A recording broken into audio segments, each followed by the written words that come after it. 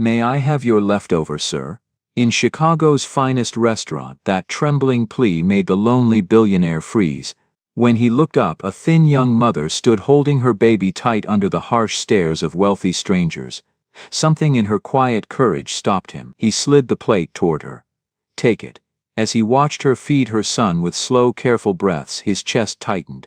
The motion was identical to the way his wife once fed their daughter, and grief he thought had long been buried surged back without warning. What happened next would change all their lives forever. Before we continue, tell us what time it is and where you're watching from. Subscribe and hype, because tomorrow I've got something extra special for you. At Marchand, he sat alone at table 14, the same seat he'd chosen for 15 years. The burgundy leather felt familiar beneath him, worn smooth by countless evenings just like this one. Robert Wellington, 62 years old, former CEO of Wellington Technologies, a man worth more money than most could comprehend, lifted his crystal glass and watched the amber liquid catch the low chandelier light. A 20-year-old Bordeaux, the server had told him with practiced reverence. Robert brought it to his lips, let it touch his tongue, and felt nothing. No warmth, no pleasure, just liquid. The steak arrived, perfectly seared, just as he'd ordered it for the past decade and a half. Medium rare. No sides. He cut into it with mechanical precision, each slice exactly the same width as the last. Chew. Swallow. Repeat. Around him, the restaurant hummed with life. Couples leaning across candlelit tables, businessmen laughing over deals, a family celebrating someone's promotion. But Robert existed in a separate dimension. A gray space where sound reached him muffled and distant, where taste had vanished, where every day felt identical to the one before. 15 years. That's how long it had been since the drunk driver ran the red light on Lakeshore Drive. 15 years since he'd buried his wife Margaret and their daughter Sophie, who'd been just 7 years old and wearing her favorite purple dress when she died. 7 years old. The same age she would always be in his mind, frozen in time, laughing as she chased pigeons in Millennium Park, her dark curls bouncing with each step. After they died, Robert had sold his company for an amount so large it made headlines. He donated millions to causes that seemed important: children's hospitals, drunk driving prevention programs, scholarship funds. He showed up to galas, cut ribbons at building dedications, smiled for cameras. Everyone called him generous, philanthropic, a pillar of the community, but Robert knew the truth. It was all mechanical, empty gestures performed by a hollow man. He gave away money because he didn't care about it. He attended events because the hours had to be filled somehow. He existed but didn't live. For 15 years he'd been underwater, moving through a world that felt distant and dim, waiting for nothing in particular. He was about to signal for the check when he heard it. A voice, soft and hesitant, barely cutting through the ambient noise of the restaurant. "Excuse me, sir." Robert looked up. Standing beside his table was a young woman, maybe 23 or 24 years old, wearing a thin denim jacket that had seen better days and a faded t-shirt beneath it. Her light brown hair was pulled back in a ponytail, and her face carried the kind of exhaustion that came from months, maybe years of struggle. In her arms, bundled in a worn blanket that had been washed so many times the pattern had nearly disappeared, was an infant. Maybe 8 or 9 months old, Robert guessed, though he'd lost the ability to judge such things after Sophie. The woman shifted her weight from foot to foot, her arms tightening protectively around the baby. Around them, Robert could see other diners glancing over, their expressions ranging from curiosity to disapproval. The maitre d' was already moving toward them, his face a mask of professional concern. "I'm sorry to bother you," the woman continued, her voice stronger now, more determined. "But you're not going to finish that, are you?" She nodded toward his plate, where most of the steak remained untouched. "If you're done, could we have it? For my son." There was no shame in her voice, Robert noticed, no embarrassment. Just a mother's fierce practicality, doing whatever needed to be done. The maitre d' arrived, his hand already reaching for the woman's elbow. "Ma'am, I'm going to have to ask you to." "It's fine," Robert heard himself say. His own voice sounded strange to him, as if someone else was speaking through his mouth. "She's with me." The maitre d' hesitated, clearly unconvinced, but stepped back. The woman's eyes widened slightly, surprise flickering across her tired face. Robert pushed his plate toward her, the scraping sound of china on linen unnaturally loud in his ears. "Thank you," she whispered. And then, without waiting for a response or caring about the dozens of eyes watching her, she knelt right there on the expensive Persian rug that ran beneath the tables. From her jacket pocket, she pulled out a clean cloth, a cloth napkin, Robert realized, though he couldn't tell where it had come from. It had been folded with care, pressed flat, kept clean despite everything. She spread the napkin on her lap and carefully began transferring food onto it. Her movements were methodical, efficient. She took the meat, the small portion of mashed potatoes that had come as a garnish, even the decorative sprig of parsley. Nothing was wasted. When she'd wrapped everything carefully, she produced a small plastic spoon, the kind that came with takeout containers, and scooped up a tiny amount of the mashed potatoes. "Here you go, baby," she murmured, her voice dropping to that particular tone mothers use, soft and musical.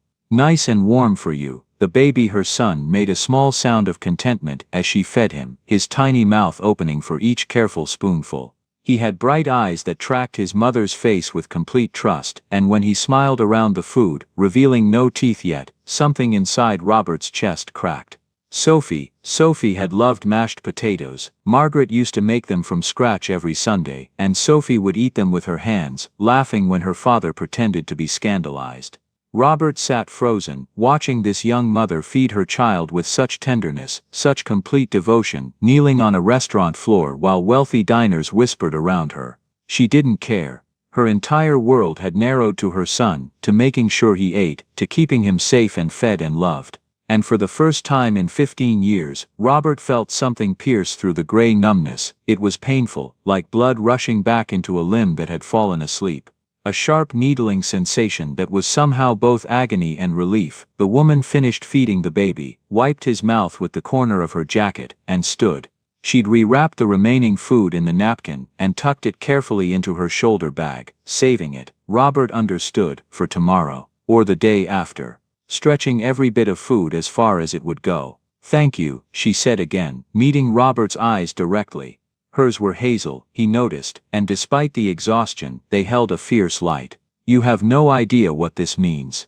Then she was gone, navigating through the tables toward the door, the baby's head resting against her shoulder. Robert watched her disappear into the Chicago evening, and for the first time in 15 years, the gray fog that surrounded him seemed to thin just slightly. He sat there for another 20 minutes, his untouched wine growing warm, his mind replaying the scene over and over. The way she'd knelt without hesitation, the way she'd fed her son with such care, the way she'd looked at the child, as if he was the only thing in the world that mattered. Finally, Robert paid his bill, adding a tip large enough to make the server's eyes widen, and walked out into the night. His penthouse apartment waited for him, 30 floors above the city, filled with expensive furniture and profound silence. He rode the elevator up, unlocked his door, and stood in the entryway of his empty home. The penthouse overlooked Lake Michigan from 42 floors up, 6,000 square feet of curated perfection that felt more like a museum than a home. Floor-to-ceiling windows framed the city like a living portrait. Rothko, Diebenkorn, and other investment pieces hung on the walls, chosen by decorators because Robert had long since stopped caring. Empty, all of it empty. He stood in the marble kitchen, poured 25-year-old Macallan into a crystal tumbler he wouldn't drink from, then carried it to the windows. Chicago glittered below, clean, orderly, purposeful from a distance. He knew the illusion too well. His mind replayed the restaurant, the young woman's exhausted face, the baby's startled joy at warm mashed potatoes, the way she'd blown on each spoonful with a tenderness that made something dormant in him twitch awake. A reminder of what it used to feel like to care. His reflection in the glass looked back at him, an old man, not by age but by erosion. Grief had carved him hollow long before he turned 62. The foundation he'd built after Margaret and Sophie died did good work, scholarships, STEM programs, support for foster youth, but he had moved through it all like a ghost signing checks. Tonight had been different, tonight had felt real. He turned away from the view and wandered through rooms lit only by city glow, spaces too large, too polished, too silent. In the bedroom he lay down fully clothed on the luxury mattress that always felt like an expensive coffin. He stared at the ceiling and saw only the woman and her child. Where were they sleeping? Were they warm? Would she have to beg for leftovers again tomorrow? When sleep finally came, it was fractured. Sophie's laughter echoed down long empty halls. Margaret's perfume drifted through his dreams, no longer distinct, just the memory of something floral swallowed by cleaning products. And beneath it all, the baby's delighted gurgle at the taste of mashed potatoes. Morning arrived the same way it always did, with mechanical precision. 6 a.m. alarm, gym on the 41st floor, treadmill, weights, stretches he barely attempted. Then a shower in a bathroom full of luxuries that didn't make him feel any less tired, any less numb, any more alive. But the image of that mother and child followed him from room to room, and for the first time in 15 years, the numbness cracked, not with joy, not with hope, but with the unmistakable ache of someone remembering what it meant to feel responsible for another human being. 8 a.m., dressed in clothes that cost more than that woman's entire wardrobe probably. Sitting in his kitchen with coffee from a machine that had cost $3,000, reading the Wall Street Journal and retaining nothing. By noon he'd given up the pretense of caring about work. He called his assistant, "Cancel everything for today. Tell them I'm not feeling well." "Are you all right, Mr. Wellington? Should I call Dr. Morrison?" "I'm fine, I just need a day." He hung up before she could ask more questions. Then he did something he hadn't done in years. He went for a walk with no destination in mind. Thursday evening, Robert found himself driving past Marchand, slowing down as he approached, scanning the sidewalks for a young black woman with a baby. Nothing. He told himself to go home, told himself this was ridiculous. But he ended up parking down the block and walking past the restaurant on foot, looking at every face, every figure in the October twilight. Nothing. Friday he did the same thing, drove past, parked, walked, looked, nothing. Saturday afternoon, unable to sit still anymore, Robert decided to walk through Millennium Park. It was something he used to do with Sophie. She'd loved the Cloud Gate sculpture, had called it the giant silver bean and giggled every time they walked underneath it and saw their reflections distorted on its mirrored surface. He hadn't been back since she died. The park was busy with weekend crowds. Families, couples, groups of teenagers taking selfies.